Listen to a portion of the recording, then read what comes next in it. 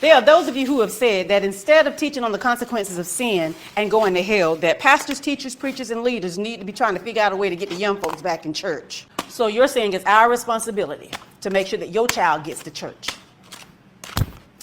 No, it ain't. That responsibility falls on the parent first.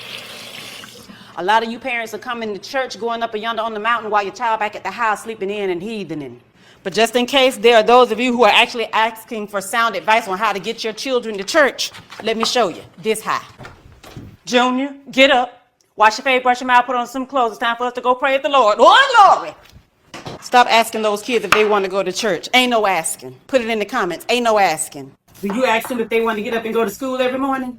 I think not. You give them the option of staying up late because they say they're not sleeping, but you want them to go to bed because you want to sneak in there and eat that ice cream without them begging you. I think not. You give them the option of playing the game of studying, even though you know they need to study so they can pass that test so they can pass the grade. I think not. Do you give them the option of brushing their teeth, eating their vegetables, or taking a bath? I think not. Do you ask them if they feel like cleaning up their room? I think not. Some of you will cuss out your children if you come home and find out their house still ain't clean because you're tired of coming home to a dirty house. And then you wonder why your child looking at you like you halfway crazy when you try to talk to them about getting right with the Lord.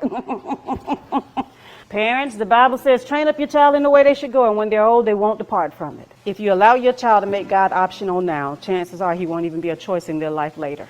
How are you going to ask God to let your child go to heaven when you didn't even take the time to take them to church so they can learn how to get into heaven? There is nothing wrong with desiring to be a part of a church body that has activities for our youth. The primary responsibility of the church is to edify, not entertain. See, y'all don't became fascinated with these churches. They got these cyber trucks going through the sanctuary and pyrotechs and the pastor descending from the ceiling and all of these lights, camera actions and pouring syrup on the Bible.